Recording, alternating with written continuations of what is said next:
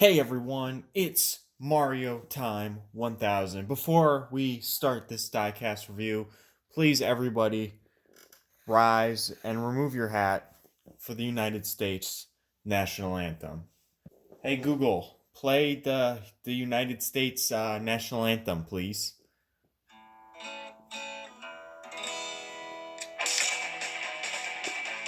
What the fuck? Hey everyone, it's Mario Time 1000, and before I get to what everybody is waiting for in this box, I have one piece of unfinished business. I gotta talk about this car just briefly because I said in my collection video if people wanted to see this car, I would review it, and here we are. I haven't done that yet. All right, so I'm only going to talk about this briefly because I don't want to spend like 100 hours on this car. I mean, in like, I don't know, let me check my watch. Like 3 minutes, this car is going to finally be yesterday's news. I've said that in like the last 50 videos, but this is the 2019 SF90 Charles Leclerc Barago, but it is in the 1/18th scale. Now, I've been hesitant on buying the 1/18th scale Baragos for a few years. The ones in 2017 were not very good, and these are $60 as opposed to the 143s, which are only like $10. The 2017 ones were bad as well on 143, but they are so cheap, I still bought them anyway. It doesn't matter. But I've been hesitant to buy the 1/18th scales. If they were not going to be good quality, I didn't want them.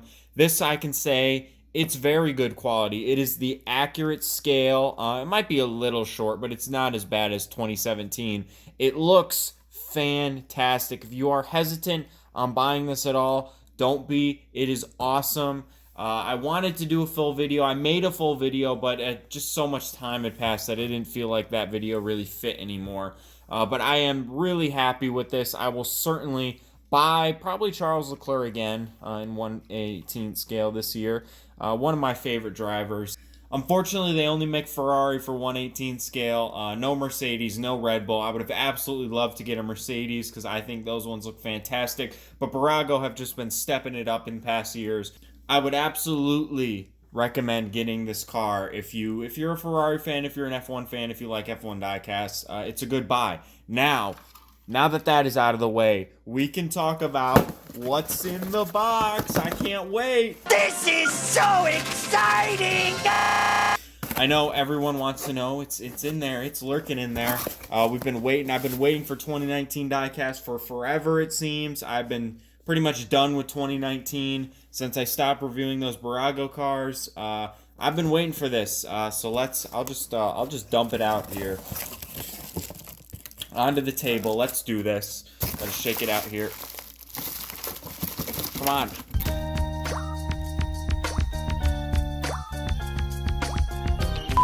That's it?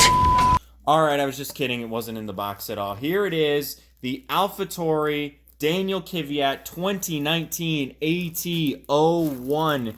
The Spark diecast. This is the first 2020 diecast. Of course, it's Daniil Kvyat. I can't, every year it seems like I start with the Daniil Kvyat. That's the season opener for the diecast, but it's still in the plastic. I don't know if I've ever still had the car in the plastic. I was going to say I don't watch my old videos, but I do all the time because those videos suck ass. Got to justify myself still making these videos, show improvement, you know. So hopefully this video is better than last year's, but here it is, the AlphaTauri in the box. Little dumb box thing. Don't need that. We got our little card doodad here. I don't know if anyone's into that. And here it is. I will get it out of the plastic because there's some tape on here. And I will just talk briefly about the car before we get a closer look at it. But it already looks really, really nice. I haven't even taken it out of the plastic yet. So let's get into that. I am working with a new camera here, so it might take me a minute to get all the stuff down, all the quirks of this new camera. Might have to save this one in the editing room. But luckily my slave editors will be happy to work on this project.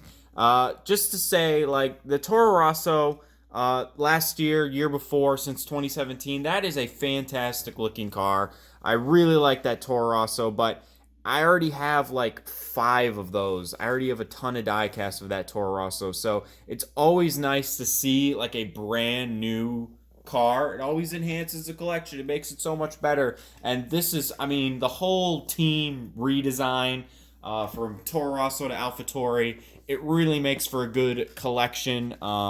I gotta say, they really hit it. My camera must be like tilted because this car. What the fuck is going on? But yeah, AlphaTauri, I think this car, I mean, I even started reviewing. I think this car looks fantastic. It's a great piece to add to my collection. Fuck was I talking about? Let's get the car off the base and we will take a closer look at it. And here's the car off of the base. By the way, this is from preseason testing. You may have forgotten preseason testing happened at all because it happened so long before the first race happened because of Brovid.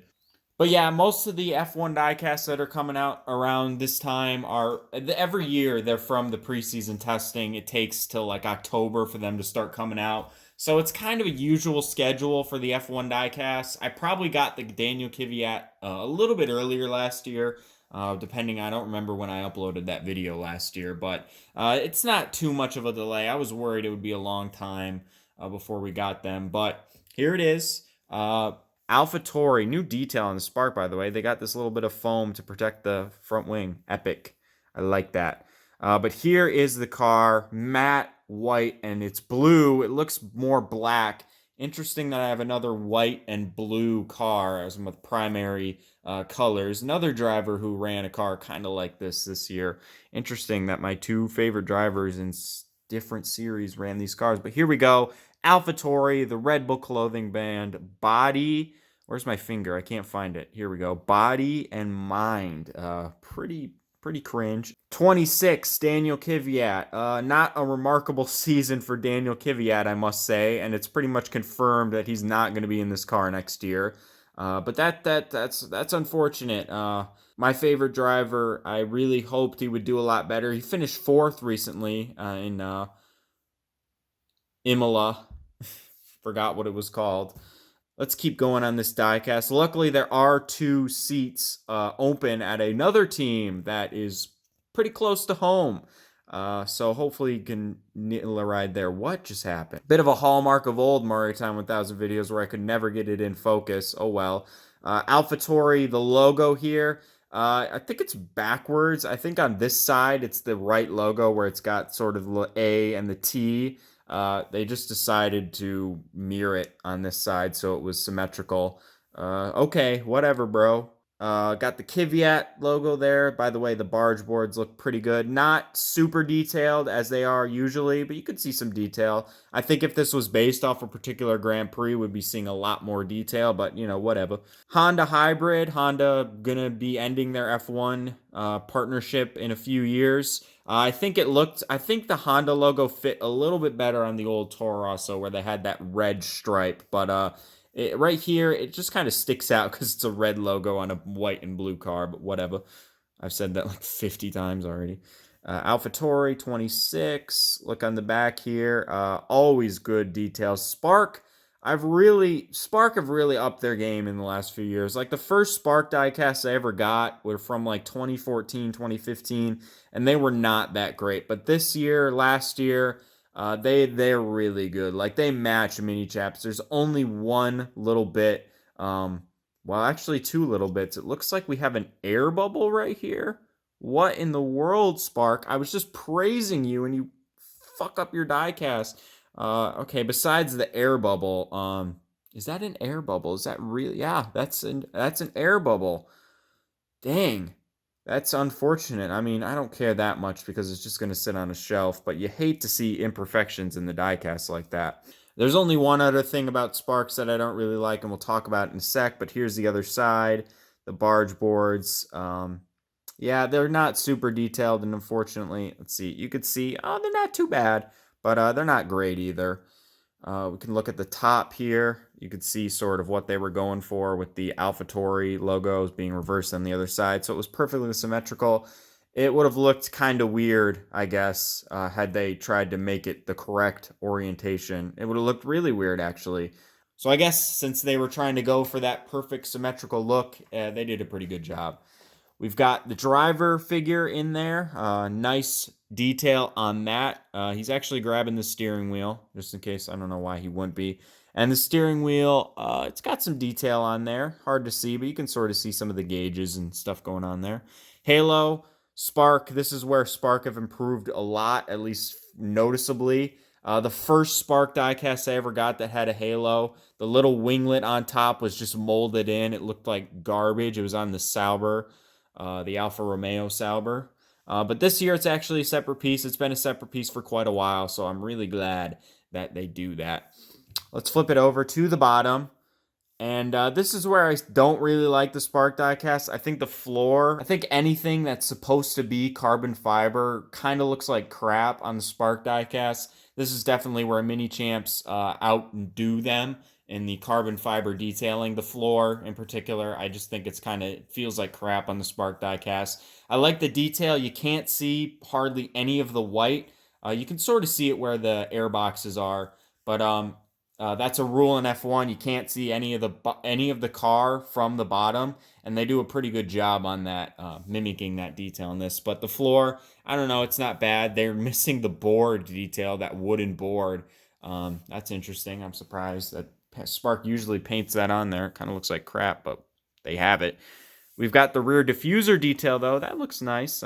It's still got pretty good detail on the floor, but, I mean, I'm not super crazy about the material that they use.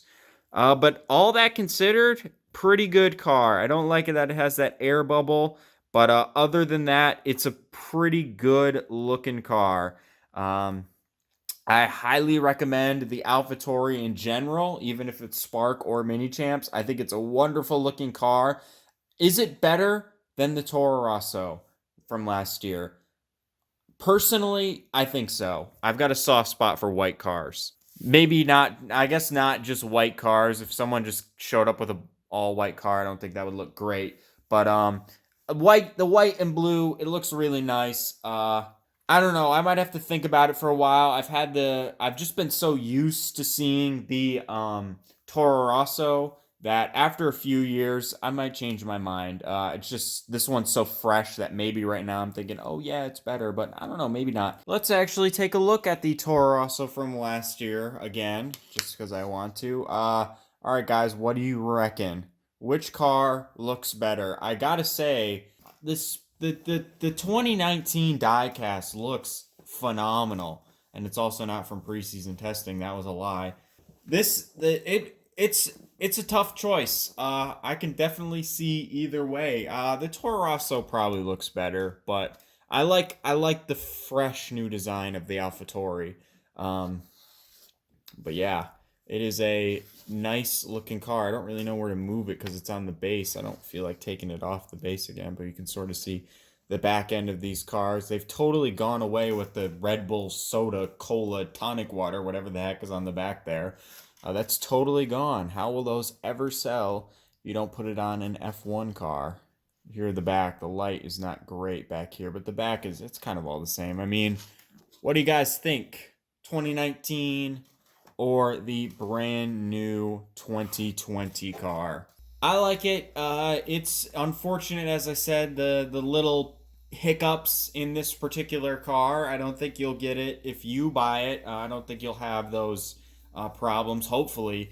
But other than that, it's a good-looking car. The matte finish, we don't get too many F1 cars that have a matte finish. The 2019 Ferraris are the only one I can think of that I have that have a matte finish. It is a good-looking car, a good way to start the 2020 F1 diecast season. What are my plans for the future? I already said it in the collection video, but I will be getting the Barago cars whenever those come out. I haven't seen anything about them yet. I don't know if they're delayed because of Brovid. I hope not, because those are the ones I'm looking forward to the most because they aren't like $1 million.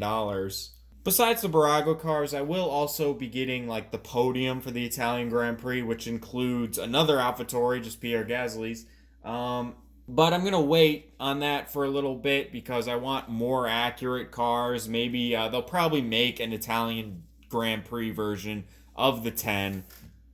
I don't know about Lance Stroll or Carlos Sainz, but those ones, I don't know. I'll just wait a little bit on those ones because, I just bought this one. A lot of money. Other than that, I don't know. What other diecast would you like to see from 2020? I can't confirm that I'll do it, but if there's interest for another particular driver, then I definitely will look into that. I will consider it. But thank you guys for watching this video. I hope everything's going well for everybody, and I will see you in the next one.